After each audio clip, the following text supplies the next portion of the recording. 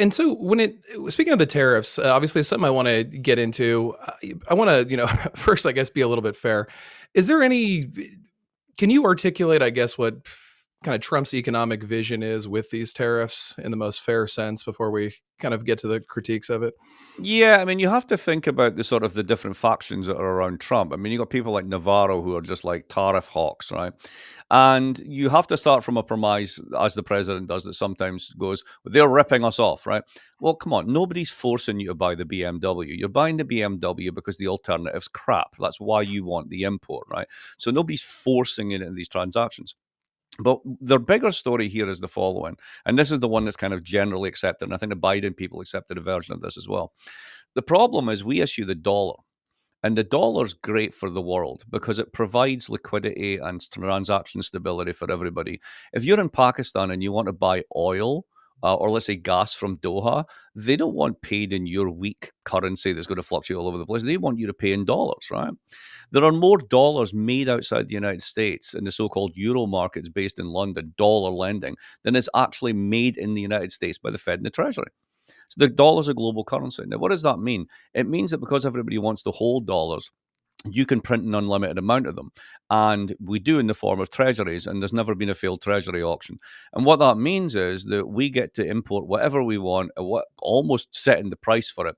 In exchange for that, we give you a digital certificate called the treasury bearing 2% or 3%.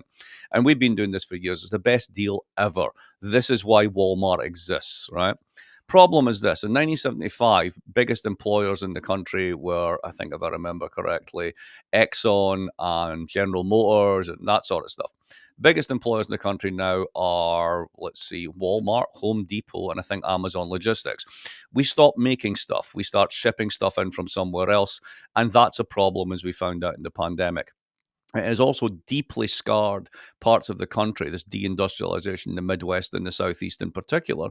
And what you've got now is a bunch of the core of the Republican states, if you think from Alaska through North Dakota down to Texas, around the Panhandle and up to West Virginia, whose local economies are very much based upon carbon assets. Think fuels, farm, fertilizer, food, feedstock, right? This sort of stuff.